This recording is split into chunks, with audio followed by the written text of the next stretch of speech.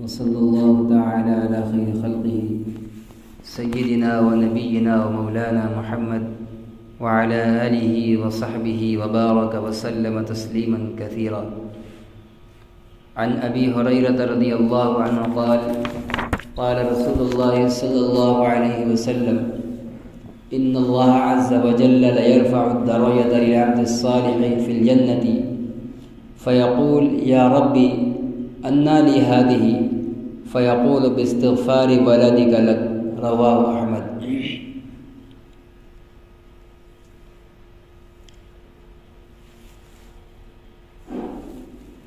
اب یہاں سے بعض ان احادیث کا تذکرہ آ رہا ہے جس میں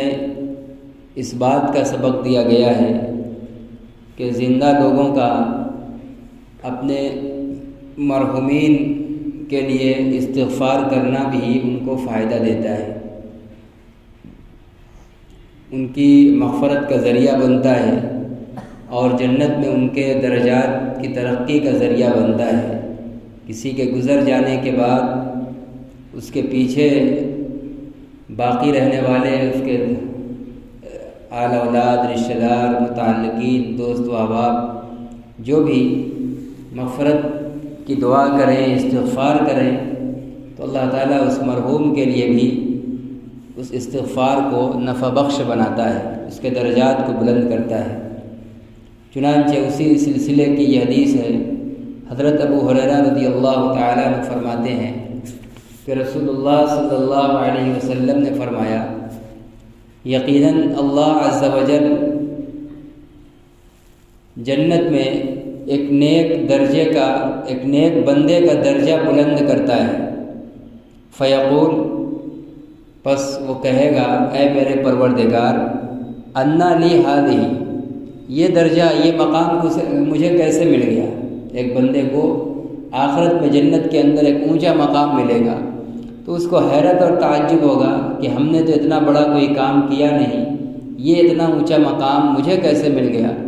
فیقول، تو اللہ تعالیٰ فرمائے گا باستغفار ولدک لک، تمہارے بیٹے کے تمہارے لیے استغفار کرنے کی وجہ سے، تمہارے بعد تمہاری اولاد تمہارے لیے استغفار کثرت سے کرتے تھے، استغفار کا دعائے مغفرت کا اہتمام کرتے تھے، تو انہیں تمہاری اولاد کے استغفار کی برکت سے اور اسی کے طفیل آج میں نے تمہیں یہ اونچا مقام دے دیا ہے. اسی سے علماء نے اس حدیث کے ضمن میں یہ بھی فرمایا ہے کہ اس حدیث سے نکاح کے سود مند اور فائدہ مند اور اس کی عظمت کا پتہ چلتا ہے کہ کتنی عظیم چیز ہے نکاح، کہ اگر نکاح کے بعد اولاد میں وجود آ گئی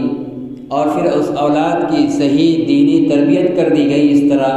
کہ وہ نیکی اور توبہ استغفار کے عمل میں مشغول رہنے والا بن گیا، تو اس نکاح کی برکت اور پھر اولاد کی تربیت کی وجہ سے گزر جانے والا باپ اپنے اولاد کی دعائے مغفرت کی وجہ سے اونچے مقام کا بھی حقدار بن جائے گا. اس میں نکاح کا بھی فائدہ ہے اور اس فائدے کو حاصل کرنے کے لیے نکاح کے بعد ہم سب کی یہ ذمہ داری ہے کہ اپنی اولاد کی بھی دینی تربیت کریں، اس کا دعا اور استغفار والا مزاج بنائیں تاکہ ہم آخرت میں اس کے عمل کے بدلے بھی اونچا مقام حاصل کر سکیں. تو یہ اس حدیث کے اندر فرمایا جا رہا ہے کہ باپ کے والدین کے گزرنے کے بعد ان کے اولاد وغیرہ بھی اگر استغفار کریں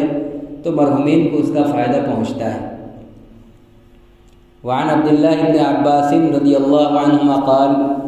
قال رسول الله صلى الله عليه وسلم ما الميت في القبر إلا كالغريق المتغوث ينتظر دعوة تلحقه من أب أو أم أو أخ أو صديق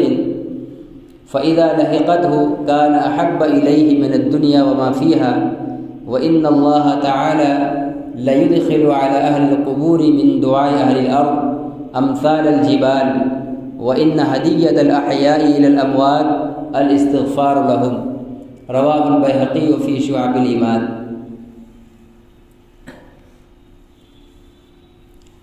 اس حدیث کے اندر رسول اللہ صلی اللہ علیہ وسلم جو فرما رہے ہیں اس کا بھی حاصل یہی ہے کہ مرنے والا جب گزر جاتا ہے تو اس کے باقی مادہ جو متعلقین ہیں، کسی بھی طرح کے تعلق والے ہیں، وہ اگر ان کے لیے دعائے مغفرت وغیرہ کا اہتمام کرتے ہیں تو زندہ لوگوں کی دعائے مغفرت اور ایصال ثواب جو اپنے مرحوم کے لیے ہوتا ہے بہت بڑا تو پہاڑوں کے برابر تحفہ بنا کر ان مردہ مرحومین کے نام اعمال میں پیش کیا جاتا ہے۔ اور انتقال اور روح نکلنے کے بعد میت کو انتظار رہتا ہے، تڑپ اور بے چینی رہتی ہے کہ اس کے عزیز و اقارب کی طرف سے اس کو کوئی دعائے مغفرت کا ہدیہ مل جائے۔ چنانچہ جب مل جاتا ہے تو وہ بہت خوش ہوتا ہے اور دنیا جہان کی تمام چیزوں سے زیادہ اپنے زندہ تعلق والوں کی طرف سے آئے ہوئے ہدیے کو، دعائے مغفرت کو پسند کرتا ہے۔ حضرت عبداللہ ابن عباس رضی اللہ عنہما فرماتے ہیں کہ رسول اللہ صلی اللہ علیہ وسلم نے فرمایا، مل میت فی القبر الا کالغریق المتغوث، میت کی حالت قبر کے اندر اس انسان کی طرح ہوتا ہے، اس انسان کی طرح ہوتی ہے جو دریا میں ڈوبتے ہوئے کسی کو پکار رہا ہو۔ دریا میں کوئی انسان بھاری اور گہرا دریا ہے، ڈوب رہا ہے، اب اس کو اپنی جان کی ہلاکت کا اندیشہ ہے، اس کو اپنے ہنر پر اب کوئی اعتماد نہیں ہے، یا وہ بےڈھنگا ہے، تیرنے کا ڈھنگ نہیں ہے، تو اس وقت بڑی دردمندی کے ساتھ وہ چیختا پکارتا ہے کہ کوئی باہر سے میرا ہاتھ پکڑ لے اور اس ڈوبنے سے ہم کو نجات مل جائے۔ تو فرماتے ہیں کہ جب میت قبر کے اندر رکھی جاتی ہے، اسی دریا میں ڈوبتے ہوئے فریاد کرنے والے انسان کی طرح اس کی حالت ہوتی ہے۔ ينتظر دعوة تلحقه من اب او ام او اخ او صدیق، وہ میت انتظار کرتا ہے دعا کا، دعائے مغفرت کا جو اس کو ملے باپ کی طرف سے یا ماں کی طرف سے یا بھائی کی طرف سے یا دوست کی طرف سے، جو بھی اس کے عزیز و اقارب اپنے پیچھے وہ جو چھوڑ کر گیا ہے، سب کی طرف سے اس کو انتظار رہتا ہے کہ باپ کوئی ہدیہ بھیج دے، ماں بھیج دے، بھائی بہن بھیج دیں، دوست و احباب رشتہ دار بھیج دے، کوئی دعائے مغفرت بھیج دے، کچھ نیک عمل کر کے اس کا ثواب بھیج دے، تو میت کو انتظار رہتا ہے اور اطمینان سے انتظار نہیں رہتا ہے۔ فرمایا جیسے دریا میں ڈوبتا ہوا انسان تڑپتا رہتا ہے، چیختا اور چلاتا رہتا ہے کوئی ہے میرا ہاتھ پکڑ لے، اسی طرح بے چینی کے ساتھ اس کو انتظار رہتا ہے۔ فَإِذَا لَحِقَتْهُ كَانَ أَحَبَّ إِلَيْهِ مِنَ الدُّنْيَا وَمَا فِيهَا، چنانچہ جب کوئی رشتہ دار، ماں باپ، بھائی بہن، دوست و احباب کوئی اس کے لیے دعا بھیج دیتا ہے، دعائے مغفرت، ایصال ثواب بھیجتا ہے، تو جب وہ دعا اس میت کو ملتی ہے، کان احب الیہ من الدنیا وما فیہا، تو وہ چیز اس میت کو دنیا اور دنیا کی تمام چیزوں سے زیادہ محبوب ہوتی ہے۔ اگر اس وقت اس کو پوری دنیا اور اس کے خزانے دے دیے جائیں، وہ اس کو پسند نہیں کرے گا، اور اس کے مقابلے میں کوئی کسی نے اللہ کے آگے ہاتھ اٹھا کر اس کے لیے دعائے مغفرت کی درخواست کر دی، یا کم از کم ایک مرتبہ سورہ اخلاص ہی پڑھ کے خلوص کے ساتھ اس کا ثواب پہنچا دیا، تو وہ جو جتنا اس کو پسند کرتا ہے، دنیا کی تمام دولتیں اس کے مقابلے میں اس کی کوئی حیثیت نہیں رکھتی۔ وَإِنَّ اللَّهَ تَعَالَى لَيُدْخِلُ عَلَىٰ أَهْلِ الْقُبُورِ مِن دُعَاءِ أَهْلِ الْأَرْضِ أَمْثَالَ الْجِبَالِ، اور سنو یقیناً اللہ تبارک و تعالی قبر والوں پر زمین والوں کی دعاؤں کو پہاڑ کی طرح بنا کر پیش کرتا ہے۔ ایسا نہیں کہ ہم چھوٹی سی سورہ اخلاص کا اتنا بڑا ثواب پہنچا رہے ہیں تو اتنا ہی اس کو پہنچتا ہے، ہم جو بھی بھیجتے ہیں اللہ تعالیٰ اس ثواب کو پہاڑوں کے برابر اس کے میت کے پاس بنا کر پیش کرتے ہیں۔ وَإِنَّ هَدِيَّةَ الْأَحْيَاءِ إِلَى الْأَمْوَاتِ الْإِسْتِغْفَارُ لَهُمْ، کہہ رہے ہیں کہ اور مردوں کے لیے زندوں کا ہدیہ ان کے لیے دعائے مغفرت کرنا۔ ہدیہ کیا ہے ہمارے لیے؟ ہم مردوں کو کیا ہدیہ دے سکتے ہیں؟ ان کے لیے کثرت سے دعائے مغفرت کرنا۔ دعائے مغفرت یہ بھی ہاتھ اٹھا کر کہنا اپنی زبان میں، یا جو حدیث میں مسنون دعائیں ہیں کسی طرح کہ یا اللہ ہمارے فلاں مرحوم کی مغفرت فرما، یا ہم دعاؤں میں کہتے ہیں ربنا اغفر لنا ذنوبنا واسرافنا فی امرنا، اور اس طرح ربنا اغفر لنا ولاخواننا الذین سبقونا بالایمان، اور بھی بہت سی دعائیں ہیں جس میں ایمان والوں کے لیے، مردوں کے لیے اور عورتوں کے لیے دعائے مغفرت سکھلائی گئی۔ یا ہمیں کچھ یاد نہ ہو اپنی زبان ہی میں کہیں فلاں مرحوم کو یا پوری امت کے مرحومین و مرحومات کی مغفرت فرما، تو یہ ہمارا مغفرت کی درخواست کرنا، یہ ہم گویا اس کو ہدیہ پیش کر رہے ہیں۔ اسی ہدیے کے بارے میں بتلا رہے ہیں کہ اللہ تبارک و تعالیٰ اس میت کے سامنے پہاڑوں کے برابر بنا کر پیش کرتے ہیں۔ ایک تو یہ ہے کہ زبان سے یہی کہنا کہ اللہ اس کی مغفرت فرما، اور استغفار میں یہ بھی داخل ہے کہ کوئی نیک عمل کر کے اس کا ثواب پہنچا دینا، قرآن پڑھ دیا، صدقہ اور خیرات کر دیا، کوئی بھی نیک کام کیا اور فوراً کسی مخصوص اپنے مرحوم کو یا پوری امت کے مرحومین و مرحومات کو اس کے ثواب کی نیت میں شامل کر لیا، تو وہ نیکی اس کے نام اعمال میں ہم بڑھا رہے ہیں، تو یہ نیکیوں کا بڑھنا بھی اس کی مغفرت اور بخشش کا ذریعہ ہی بنے گا، تو یہ بھی استغفار کے اندر داخل ہے۔ تو یہ ہم لوگوں کو اپنے معاملات کے اندر، اپنے مرحومین کو استغفار کے اندر اور ایصال ثواب کے اندر یاد رکھنا چاہیے۔ یہ اس بات کی وضاحت ذرا ذہن نشین ہو جانی چاہیے کہ ایصال ثواب ہم لوگوں کے سماج کے اندر ہم لوگوں نے اس کو خاص دن بنا لیا، بس اس کے علاوہ نہیں کرتے۔ اسلام میں یہ عبادت کسی دن کے ساتھ متعین نہیں ہے۔ چنانچہ یہاں دیکھیے حدیث کے اندر ہے کہ میت کی قبر میں رکھی جاتی ہے جب، اس وقت اس کی حالت ڈوبتے ہوئے فریادی کی ہوتی ہے جو دریا میں ڈوب رہا، اور ہم لوگ چونکہ ایک رواج کے عادی ہو گئے، ہماری عبادتیں بھی رواج کے تابع ہوتی جا رہی ہیں اور بہت سی ہو بھی گئی۔ تو آج دفن کریں گے صبح میں، دوپہر میں، شام میں، رات میں، اب اس کے لیے استغفار اور ایصال ثواب کل کرنے بیٹھیں گے۔ وہ آج رکھا گیا ہے، حدیث کے مطابق اس کو انتظار، اس کو تڑپ ابھی ہے، لیکن ہم لوگ کل کرنے بیٹھیں گے۔ اس لیے جو رواجی ہو ایک عادت سی بنا لینی چاہیے، جب بھی کسی کے انتقال کی خبر ملے ہم بیٹھ کے فوراً پورا پارہ نہیں پڑھ سکتے اور 1500 فوراً جیب سے نہیں نکال سکتے، چلتے پھرتے وضو کی بھی ضرورت نہیں، سورہ اخلاص، سورہ فاتحہ تو سبھی کو یاد ہی، جو بھی یاد ہو، کسی کو سورہ اخلاص ہو ایک ہی بار، 3 بار، 10 بار، یا اگر نہیں یاد ہے سورہ فاتحہ اور سورہ اخلاص تو کم از کم نماز کے لیے اکثر سبھی یاد کر ہی لیتے ہیں، تو اس طرح کے پڑھ کے فوراً ایصال ثواب کر دینا چاہیے، صرف انا للہ و انا الیہ راجعون پر اکتفا نہ کریں۔ یا اگر کوئی بالفرض ایسا ہے اتنا بھی قرآن نہیں پڑھا ہے کہ اس کو سورہ فاتحہ اور سورہ اخلاص کا بھی نہیں پتہ ہے، تو سبحان اللہ، الحمدللہ، اللہ اکبر، ان تسبیحات کو 10-20 بار جتنا پڑھ سکے پڑھ لے، اور دل میں نیت کر لے کہ اللہ ابھی جس صاحب کی یا جس میت کے گزرنے کی خبر ملی ہے ہماری طرف سے یہ ہدیہ ہے، ان کا ثواب پہنچا دیجیے، کرنا چاہیے۔ اسی طرح دفن کے وقت تو خاص تعلیم دی گئی ہے کہ دفن کے بعد میت کے پائدانے اور سرانے کھڑے ہو کر سورہ بقرہ کا ابتدائی اور آخری رکوع پڑھا جائے۔ اس کا عام طور سے گھر والے بھی اہتمام نہیں کرتے، ٹھیک ہے بر وقت ہم کو یاد نہیں ہے، تو ہم اپنے کچھ متعلقین کو روک لیں کہ بھائی ہمیں یاد نہیں ہے، یہ ایک مسنون طریقہ ہے، یہ ہمارے گھر کی میت ہے،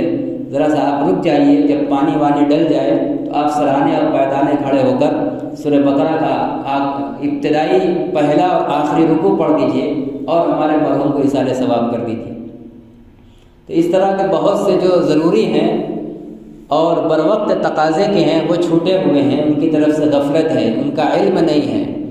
اور ایک چیز جو رواج بن گئی ہے ہم اسی کے پابند۔ بہت سی رواجی چیزیں عبادت نہیں ہوتی، ان کی کوئی گارنٹی نہیں ہے کہ وہ اللہ کے یہاں کتنی مقبول نہیں ہیں، اور جو ثابت شدہ ہیں، مسنون ہیں، اور ان کو اس طور طریقے کے احترام کے ساتھ کیا جائے تو انشاءاللہ وہ کارآمد ثابت ہے۔ اور اس کے علاوہ جب بھی آدمی، خاص طور سے نمازی آدمی کے لیے تو بہت آسان ہے، ہم نمازوں کے بعد تسبیحات پڑھتے ہیں، سبحان اللہ، الحمدللہ، اللہ اکبر، اور ایصال ثواب کے لیے کوئی ہاتھ اٹھا کر دعا کرنا بھی ضروری نہیں، ہم اٹھتے اٹھتے دل میں سوچ لیا کہ اللہ جو تسبیحات پڑھی پوری امت کے مرحومین و مرحومات کو پہنچا دیجیے، کیا خاص نام لینے جائیں، پوری امت کو نیت کر لیں، اور اللہ تعالیٰ کا خزانہ اتنا بڑا ہے اور اللہ تعالیٰ اتنی وسعت والے ہیں کہ اگر ہم 10 مرتبہ سبحان اللہ کا ثواب جو ہوا اور اس کو پوری امت کے مردہ لوگوں پر بانٹ دیں گے، ہدیہ کر دیں گے، تو وہ 10 مرتبہ سبحان اللہ کا ثواب تقسیم کر کے نہیں بٹے گا،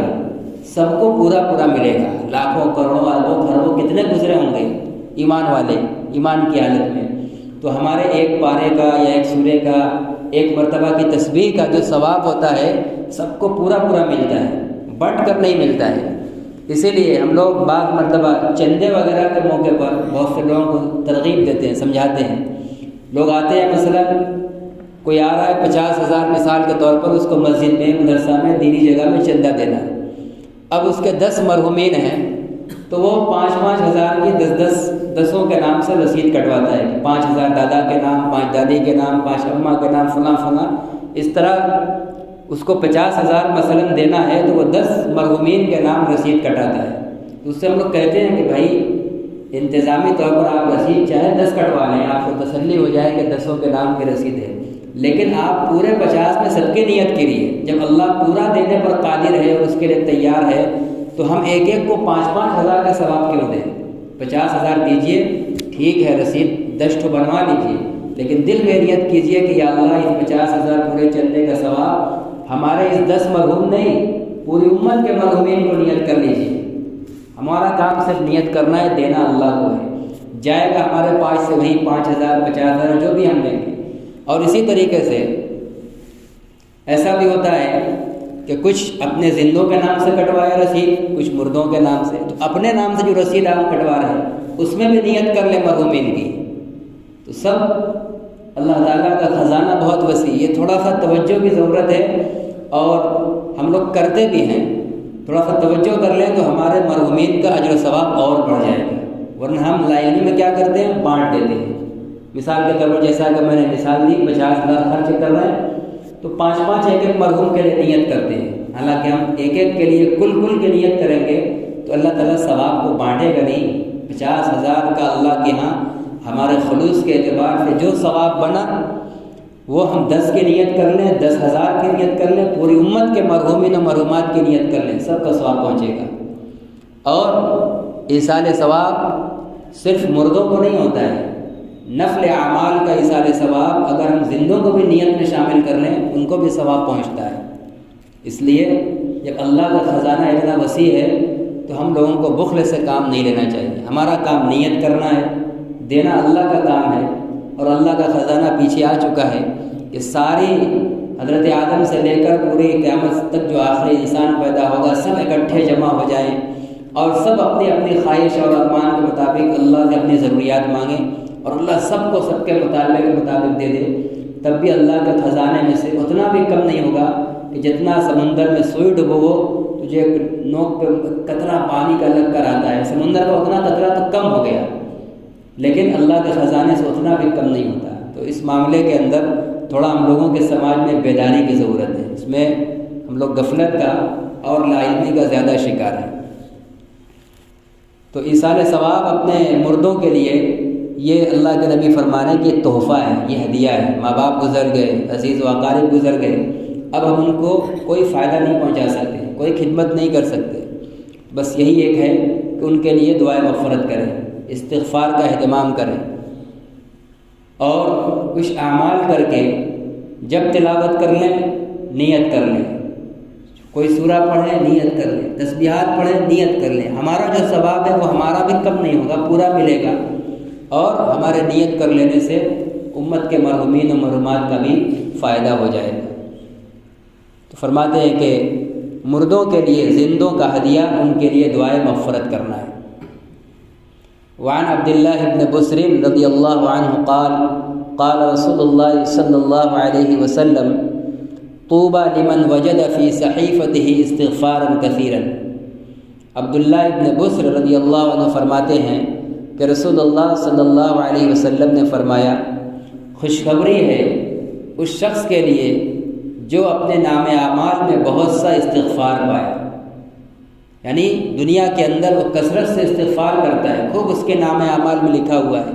اور آخرت میں جب اس کے سامنے حساب و کتاب کے وقت اس کا رجسٹر کھولا جا رہا ہے تو استغفار اس میں بہت پڑی ہوئی ہے، بہت اس نے دنیا میں استغفار کیا، سب لکھی ہوئی ہے۔ تو اللہ کے نبی فرماتے ہیں کہ ایسے لوگ خوش ہو جائیں، ان کے لیے بشارت ہے، ایسے لوگوں کے لیے بشارت ہے، خوشخبری ہے، اور طوبہ یہ جنت میں ایک درجے کا بھی نام ہے، یعنی ایسے لوگوں کے لیے جنت کا درجہ طوبہ ملے گا، یعنی جنت کی ایسے لوگوں کے لیے خوشخبری ہے جو استغفار کی کثرت کرتے ہیں۔ اسی طریقے سے حضرت انس رضی اللہ تعالیٰ عنہ کی ایک حدیث کے اندر ہے کہ قیامت میں بہت سے ایسے لوگوں کے نام اعمال کھلیں گے، اللہ تعالیٰ کہیں گے کہ دیکھو اس کے شروع اور آخر میں استغفار ہے، شروع میں بھی استغفار اور آخر میں بھی استغفار۔ اللہ کہیں گے کہ یہ شروع اور آخر کے بیچ کے استغفار کی وجہ سے یہ بیچ کے سب پر نظر پڑ ڈالو، جو کمی کوتاہی ہے معاف کرو۔ اس لیے نبی اکرم صلی اللہ علیہ وسلم نے اور صلح امت نے ہمیشہ یہ ترغیب دی ہے کہ انسان کو کوشش کرنی چاہیے کہ اپنی صبح کا آغاز استغفار سے کرے، نیند کھلے مستون دعا پڑھنے کے بعد استغفار کے کلمات پڑھ لیں، تاکہ دن کا سب سے پہلا رجسٹر صفحہ میں سب سے پہلی چیز استغفار لکھی جائے، اور رات میں نیند جب لگنے لگے تو آخری میں بالکل جو آخری عمل ہو استغفار پڑھ لیں، تاکہ رات کے دن کے آخر میں جو رجسٹر کے آخری صفحے میں لکھا جائے تو وہ بھی استغفار ہو۔ جب شروع میں استغفار اور آخر میں استغفار، تو انشاءاللہ امید ہے کہ یہ دونوں استغفار دن بھر کی بیچ کی غلطیوں کو مٹوا دیں گے، معاف کرا دیں گے۔ تو استغفار کی بڑی فضیلت اور اہمیت ہے، بس ہاں دل کی توجہ کے ساتھ اور گناہ کے چھوڑنے کے ارادے کے ساتھ۔ تو فرماتے ہیں کہ خوشخبری ہے اس انسان کے لیے جو قیامت میں اپنے نام اعمال میں بہت سا استغفار پائے۔ وعن عائشة رضی اللہ عنہا ان النبی صلی اللہ علیہ وسلم كان يقول اللهم اجعلني من الذين اذا احسنوا استبشروا واذا اساءوا استغفروا، رواه ابن ماجہ والبیہقی فی الدعوات الکبیر۔ حضرت عائشہ رضی اللہ عنہ فرماتی ہیں کہ نبی اکرم صلی اللہ علیہ وسلم یہ دعا پڑھتے تھے، اللہم اجعلنی من الذین اذا احسنوا استبشروا، اے اللہ مجھے ان لوگوں میں سے بنا دیجیے کہ جو جب نیکی کریں تو خوش ہو جائیں، ایسی مزاج ایسے لوگوں میں سے بنا دیجیے کہ کوئی بھی اچھا نیکی کا کام کریں تو خوشی ہو۔ وَإِذَا أَسَاءُوا اسْتَغْفَرُوا، اور جب استغفار کریں اور جب گناہ کریں تو استغفار کریں۔ ایسے بندے جن کی یہ عادت ہو کہ نیکی کرنے پر خوش ہوتے ہیں، اور اگر ان سے کوئی برائی ہو جائے کوئی گناہ ہو جائے تو خاموش بیٹھتے نہیں ہیں، فوراً استغفار کرتے ہیں۔ تو اللہ کے نبی دعا فرماتے تھے کہ آپ مجھے ایسے ہی بندوں میں سے بنا دیجیے، آپ تو تھے ہی ویسے، آپ سے گناہ کا کیا صدور۔ مقصد صحابہ کے سامنے پڑھنے کا یہی تھا کہ ہم اور آپ سیکھ لیں کہ ہمارے لیے ہے۔ تو ہم دعا کریں کہ اللہ مجھے اپنا ایسے بندوں میں سے بنا دیجیے جو نیکی کر کے خوش ہوں، اور جب کوئی گناہ ہو جائے بشری تقاضے کے مطابق تو استغفار کے بغیر چین نہ، استغفار کرنے والا بنا دیجیے۔ اس لیے کہ جس کو یہ دولت نصیب ہو گئی کہ نیکی کر کے خوشی ملتی ہے اور گناہ کر کے توبہ کا فوراً احساس پیدا ہوتا ہے، تو یہ علامت ہے کہ اس کے دل کے اندر ایمان موجود ہے، ورنہ ایمان نہ ہوتا تو نیکی کی توفیق ہی نہ ہوتی اور کوئی نیک کام پر خوشی نہیں ہوتی، اور ایمان نہ ہوتا تو گناہ کر کے توبہ کا احساس نہ ہوتا۔ توبہ کا احساس ہو رہا ہے اس کا مطلب کہ ایمان بچا اور باقی ہے،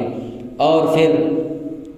جو استغفار کے فضائل ہیں وہ سب اس کو حاصل ہوں گے۔ اس لیے اللہ کے نبی دعا فرماتے تھے کہ مجھے ایسے لوگوں میں سے بنائیے جو نیکی کر کے خوش ہوتے ہیں، اور اگر ان سے کوئی گناہ صادر ہو جائے تو فوراً استغفار کرتے ہیں۔ امام غزالی رحمۃ اللہ علیہ نے ایک بزرگ ابو اسحاق اسفرائینی رحمۃ اللہ علیہ گزرے ہیں، ان کا واقعہ لکھا ہے کہ فرماتے تھے کہ میں نے 30 سال تک دعا کی کہ اے اللہ مجھے توبہ نصوح عطا فرما دیجیے۔ توبہ نصوح قرآن میں جس کا تذکرہ آیا ہے، خالص سچی اور پکی توبہ، جس میں گناہ کے چھوڑنے کا مکمل ارادہ ہو، نہ کرنے کا پکا ارادہ ہو، اور پیچھے جو ہو گیا اس پر شرمندگی ہو، اور حقوق العباد سے متعلق ہے تو حق کو ادا کر دیا ہو چاہے معاف کرا لیا ہو، یعنی پوری شرائط کی رعایت کے ساتھ جو توبہ کی جائے۔ تو فرما رہے ہیں کہ میں 30 سال سے یہ توبہ نصوح کی دعا کر رہا ہوں، اللہ سے مانگ رہا ہوں کہ مجھے توبہ نصوحہ عطا کیجیے، لیکن پتہ نہیں کیوں اللہ تعالیٰ نے میری دعا قبول نہیں کی۔ یہ مجھے احساس ہو رہا تھا کہ کیوں دعا قبول نہیں ہو رہی ہے۔ اور توبہ نصوحہ کا مطلب جیسا میں بتلایا کہ گناہ جو ہوا ہے اس پر شرمندگی، اظہار افسوس اور آئندہ نہ کرنے کا عزم۔ اب وہ اس کا مطلب یہ سمجھ رہے تھے کہ توبہ نصوحہ جب حاصل ہو جائے گی، اب ختم، اس کے بعد کبھی گناہ نہیں ہوگا۔ حالانکہ یہ توبہ نصوح کا مطلب نہیں، ابھی تو ہمارا ارادہ یہی ہو کہ آئندہ کبھی گناہ نہیں کریں گے۔ ہاں بعد میں پھر کسی وجہ سے بہکاوے میں آگے ہو گیا تو یہ توبہ ٹوٹ گئی، پھر توبہ کریں گے، لیکن ابھی دل کے اندر ارادہ پکا نہ ہو کہ آئندہ نہیں کریں گے تو یہ پکی توبہ نہیں ہوگی۔ آج ہم ارادہ کر رہے ہیں لیکن کل دل ہمارے ہاتھ میں نہیں ہے، ہو سکتا ہے کہ حالات سے پھر دل پلٹ جائے، اللہ کی یہی مصلحت ہو کہ اللہ تعالیٰ پھر غلطی کرا کے پھر توبہ کروانا چاہ رہے ہیں۔ تو یہ ان کو خیال ہوا کہ یہ توبہ نصوح ہم 30 سال سے مانگ رہے ہیں اور مجھے یہ دعا قبول نہیں ہو رہی۔ فرماتے ہیں کہ مجھے نیند لگی تو خواب میں دیکھا تو کوئی مجھ سے کہہ رہا ہے کہ تم نے کیا سوچا، تم کو اس بات سے تعجب ہو رہا ہے کہ اللہ نے تمہاری دعا قبول نہیں کی؟ ایسا نہیں ہے، اللہ نے تمہاری دعا قبول کی ہے۔ اللہ تعالیٰ جو چیز تم کو دینا چاہ رہے ہیں، جس چیز سے تم کو نواز دیا ہے، ادھر ابھی تمہارا ذہن نہیں گیا ہے۔ پھر انہوں نے قرآن کی آیت پڑھی، ان اللہ یحب التوابین ویحب المتطہرین۔ اللہ تعالیٰ بار بار توبہ کرنے والے کو بہت پسند کرتا ہے۔ اگر آپ سے توبہ نصوح نہیں ہو رہی ہے، بار بار توبہ ٹوٹ جا رہی ہے، تو آپ بار بار توبہ تو کر رہے ہو، تو آپ کو بار بار توبہ کرنے کی توفیق مل رہی ہے، گویا اللہ آپ سے محبت کرنے لگا ہے۔ اس لیے کہ اللہ کا اعلان ہے ان اللہ یحب التوابین، اللہ بار بار توبہ کرنے والے کو پسند کرتا ہے، ان کو دوست بناتا ہے۔ تو اللہ تم کو اپنا دوست بنا چکا ہے، تم جس طرح سے چاہ رہے ہو اس طریقے سے انعام ملنے والا نہیں، وہ انعام نہیں ہے۔ تم یہ چاہ رہے ہو کہ آئندہ گناہ ہی نہ ہو، یہ نہیں ہوگا، پھر اللہ تعالیٰ کی ستاری اور غفاری کا ظہور کیسے ہوگا؟ جو تمہارا مقصد ہے کہ اللہ کے دوست بن جاؤ، تو تم بار بار جو توبہ کر رہے ہو، تو قرآن نے تو کہی دیا ان اللہ یحب التوابین، اللہ تعالیٰ توبہ کرنے والوں کو پسند کرتا ہے۔ تو اگر بار بار گناہ ہو جائے اور پھر توبہ کی بھی پکی توفیق مل رہی ہے تو یہ مایوس اور افسوس کی حالت نہیں ہے، یہ اچھی خبر ہے۔ اس کا مطلب یہ ہے کہ بندے کو اللہ پسند کر رہا ہے، تبھی تو توبہ کی توفیق دے رہا ہے۔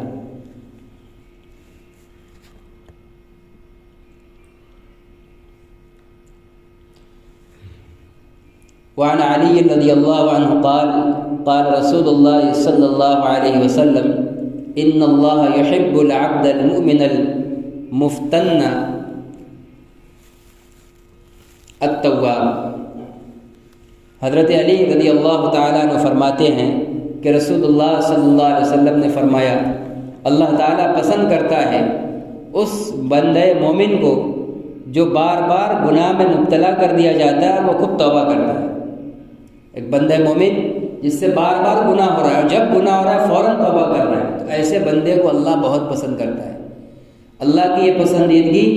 اس کے بار بار گناہ کرنے کی وجہ سے نہیں، یہ بات ذہن میں رہے، اس کی اللہ کی جو پسندیدگی اور محبت ہے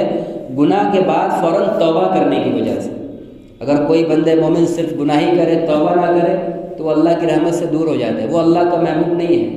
تو یہاں کوئی یہ نہ سمجھے کہ اللہ تعالیٰ چاہتے ہی ہے کہ گناہ ہو، یا اللہ تعالیٰ گناہ گار بندے کو پسند کرتے، نہیں۔ وہ بندہ ہے اس سے گناہ بار بار ہو جا رہا ہے، لیکن ایسا بندہ ہے کہ بے چین بھی ہو جاتا ہے فوراً اور توبہ کر لیتا ہے، تو اس توبہ کی وجہ سے اللہ اس سے محبت کرتے ہیں۔ ان اللہ یحب العبد المؤمن المفتن التواب، اللہ تبارک و تعالیٰ اس بندہ مومن سے بہت محبت کرتا ہے جو بار بار گناہ میں مبتلا ہو جاتا ہے لیکن خوب توبہ کرتا ہے، تو اس کے بار بار توبہ کی وجہ سے اللہ تبارک و تعالیٰ اس سے محبت کرنے لگتا ہے۔ اسی لیے